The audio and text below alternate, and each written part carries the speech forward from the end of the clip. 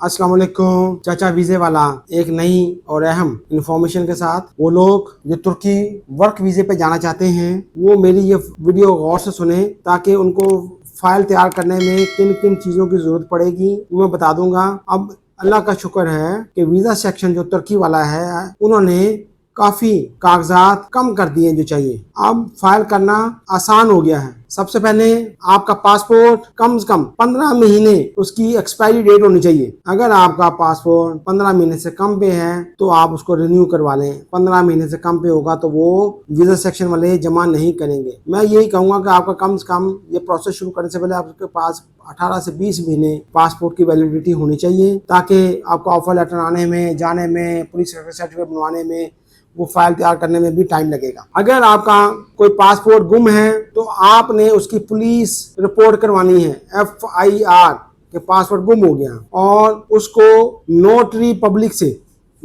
Public से stamp करवाना है, तस्दीक करवानी है। इसके अलावा आपका पिछले 5 साल का सफरी रिकॉर्ड, आप किस मुल्क में गए, कब वापस आए, उसके वीजे की कॉपियां, उसके प्रोटेक्टर की कॉपियां, ये सारी स्कैन शुरू होनी चाहिए। ये सारी कॉपियां जो हैं वो A4 साइज पर फिट टू A4 साइज पे आपने उसको कॉपी करवानी है। इसके अलावा उम्मीदवार जो है उसके वालदा और वालिद साहब के शिनाख्ती कार्ड की कॉपी, स्कैन कॉपी वो चाहिए सॉफ्ट फॉर्म में। आपकी तस्वीर वाइट बैकग्राउंड के साथ 5 सेंटीमीटर बाय 6 सेंटीमीटर। सबसे ज्यादा जो ऑब्जेक्शन आता है वो तस्वीर पे आ रहा है। मैं बता दूं 5 सेंटीमीटर आपकी चौड़ाई में और ऊंचाई में 6 सेंटीमीटर, लेकिन ये तस्वीर में भी आपकी तस्वीर में बॉर्डर ना लगा हो और तस्वीर बिल्कुल टॉप से शुरू हो। उससे फोटोग्राफर को बताना है किस तरह करे कि टॉप से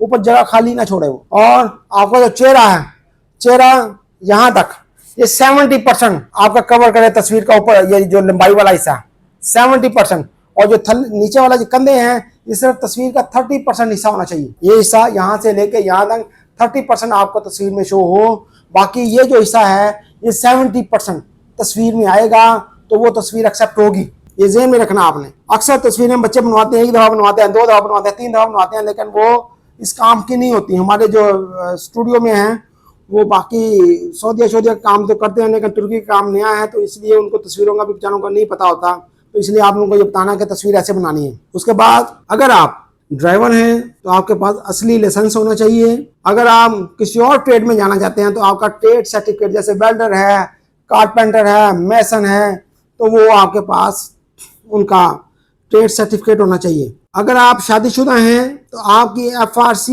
अपने बीवी बच्चों के साथ होगी। अगर आप कमारे हैं, अम्मा जी के पराठे खा रहे हैं बने हुए, तो फिर आपकी FRC भी माँ बाप और बहन भाइयों के साथ होगी। ये ज़हन में रखना। इसके बाद अगर आप शादीशुदा हैं तो आपका निकाहनामा, मैरिज सर्टिफिकेट, और इसके बाद आपका पुलिस करेक्टर सर्टिफिकेट जो जिसके ऊपर लिखा हो तुर्की के लिए। अक्सर बच्चे आ जाते हैं जी मैंने मलेशिया के लिए बनवाया था जी, मैंने जी पाकिस्तान में नौकरी करनी, मैंने बनवाया था जी, बना हुआ है जी। तो बेटा जब तक उसको तुर्की नहीं लिखा होगा, ये तुर्की जाने के लिए बनवाया गया है, वो एक्सेप्ट नहीं होगा। अब ये 3 चीज़ें FRC, MRC और पुलिस करेक्टर सर्टिफिकेट, ये 3 चीज़ें आपने दफ्तर खारजा से अटेस्ट करवा लेनी है। दफ्तर खारजा से अटेस्ट करवा लेनी है। इसके बाद अगर आप मैट्रिक या मैट्रिक से ज़्यादा तालीम है आपकी, तो बहुत कम बच्चे हैं जो मैट्रिक या मैट्रिक के बाद काम करते हैं। बाकी तो जो मैट्रिक कर जाता है, मैं कहता हूँ वो घर वालों पर बोझ बन जाता है, और जो ग्रेजुएशन कर जाता है वो मुआशरे के ऊपर बोझ बन जाता है, क्योंकि हाथ से काम करने को गुनाह समझते हैं। तो अगर आपके पास मैट्रिक या मैट्रिक के ऊपर की सनद है या डिग्री है, उसको दफ्तर खारजा से टेस्ट करवा लें, ये रिक्वायरमेंट है। नहीं तो वो आपके वीज़े पे लिख देंगे कि अंडर मैट्रिक है। ये सब चीज़ें चाहिए। अब जो चीज़ें माइनस की हैं, पहले आपका बैंक अकाउंट नंबर चाहिए था वीज़ा लगने के लिए, अब नहीं चाहिए। बैंक स्टेटमेंट चाहिए थी, अब नहीं चाहिए। बैंक से मेंटेनेंस सर्टिफिकेट चाहिए था, अब नहीं चाहिए। ठीक है।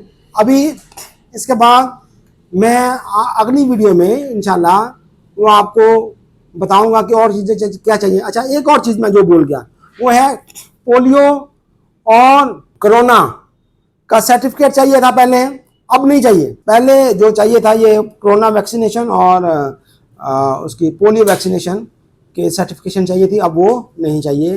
तो अगले वीडियोस में आपको बताऊंगा कि यहाँ पे बच्चे इस फाइल बनाने में भी जो चीज़ें मैंने बता दी इसमें भी कौन कौन सी गलतियाँ करते हैं जिसकी वजह से इनका वीज़ा डिले होता है। तो अब आप बेटा अगर मेरा चैनल सब्सक्राइब नहीं किया, चैनल सब्सक्राइब करें ताकि चाचा आपको मज़ीद हदायत और मज़ीद इंफॉर्मेशन देता रहे, और हमारा यूट्यूब पेज को फॉलो करें। अल्लाह हाफिज़।